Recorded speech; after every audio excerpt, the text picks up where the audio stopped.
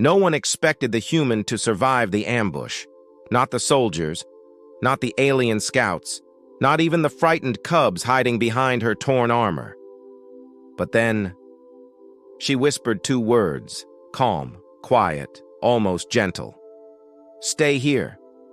And the galaxy itself seemed to hold its breath. Because those cubs didn't cower. They moved. They spread out like trained soldiers, forming a perfect perimeter, small paws steady, eyes blazing. Some say instinct. Others say command. But the truth, the universe just witnessed the birth of something terrifyingly human. If that opening sent chills down your spine, you're exactly where you should be. Welcome to the frontier of HFY storytelling, where every whisper carries the weight of legend. Hit like, subscribe, and share this story with your fellow sci-fi fans. Because today, S-Tale isn't just about survival. It's about why humanity keeps rewriting the rules of every world we touch. The jungle of Rhyoss Prime burned that night. Plasma fire painted the trees gold and red, and the screams of retreating soldiers echoed through the black mist. Lieutenant Mira Han, human, exhausted, bleeding, stumbled through the smoke, clutching the smallest of the alien cubs to her chest. Behind her, 5 others trembled, their soft fur matted with ash. They weren't soldiers, they were children, barely old enough to stand. The enemy drones closed in, red optics slicing through the dark. Mira turned, pulse hammering. There was nowhere left to run, no comms, no cover, just instinct. She crouched low, eyes level with theirs. "Stay here," she whispered. Not shouted, not commanded, just whispered, like she was tucking them in for sleep. Something changed. The cubs stopped shaking. One blinked, another growled softly. Then, as if some ancient memory had awakened, they moved.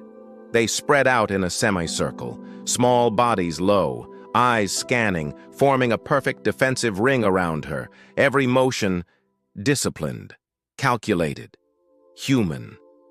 Mira froze. The jungle fell silent.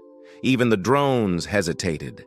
And in that silence, for the first time in galactic history, instinct obeyed humanity.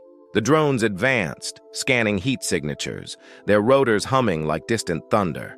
Mira's breath came slow and steady, every muscle locked in survival mode. But her eyes, her human eyes, kept drifting to the cubs. They weren't afraid anymore. The smallest one, barely half her knee in height, had its ears pinned back and gaze fixed on the horizon like a soldier awaiting orders. Another shifted to cover Mira's flank, its tail brushing the dirt in perfect sync with the others. No hesitation, no panic, just focus. When the first drone fired, a cub darted sideways, fast, precise, rolling behind cover. A second barked once, and somehow the others responded, shifting position. Mira realized it then. They weren't just copying human behavior, they were feeling it. Every heartbeat between them synced. Every breath lined up. She didn't train them. They understood her. And when she met their eyes, those bright, fearless eyes, it hit her like a memory from old Earth war vids. They weren't cubs anymore. They were command material. And if these little creatures could learn human instinct that fast, what would happen when the rest of their species did? By the time human reinforcements arrived, the clearing was a battlefield frozen in disbelief. Smoke drifted like ghosts through shattered trees, and 6 enemy drones lay in molten pieces. Sergeant Ko's boots crunched over scorched soil. "Lieutenant Han, what the hell happened here?"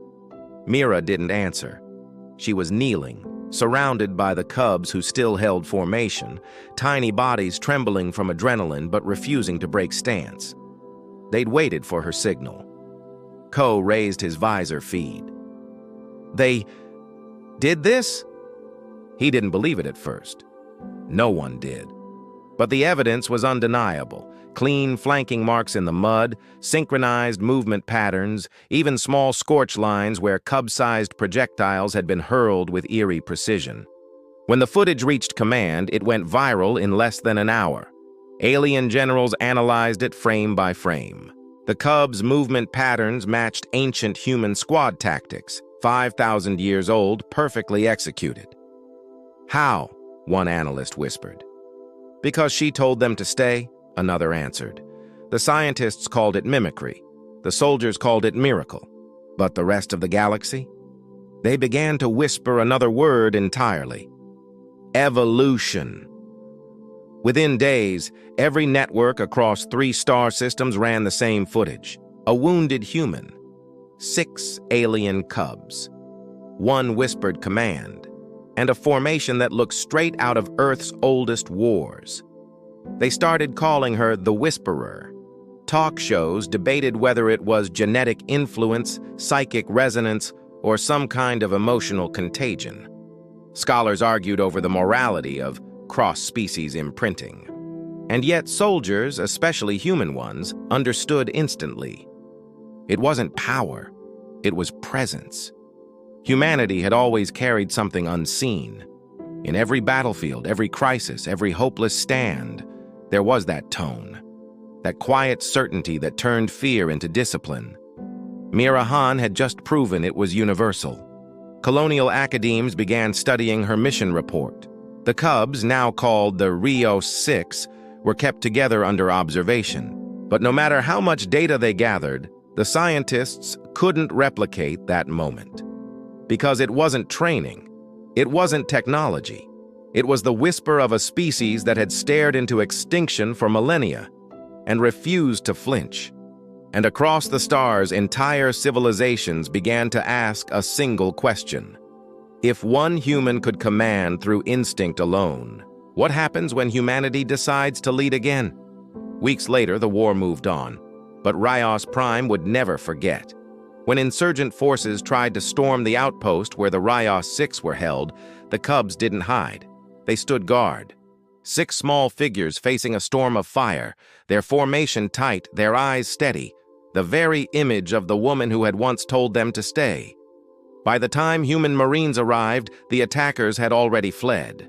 No casualties, just scorch marks and silence. Mira Han stepped into the clearing, her boots crunching against the ash. The Cubs turned as one, tails flicking in salute. For a moment, she couldn't breathe. Ko whispered beside her, "They remembered." She nodded.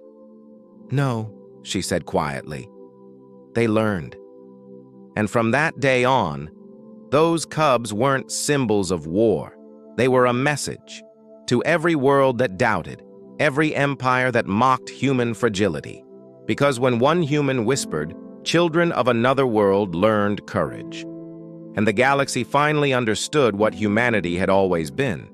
Not conquerors, not monsters, teachers of survival, architects of will, whisperers of evolution. And somewhere out there, the stars listened and whispered back.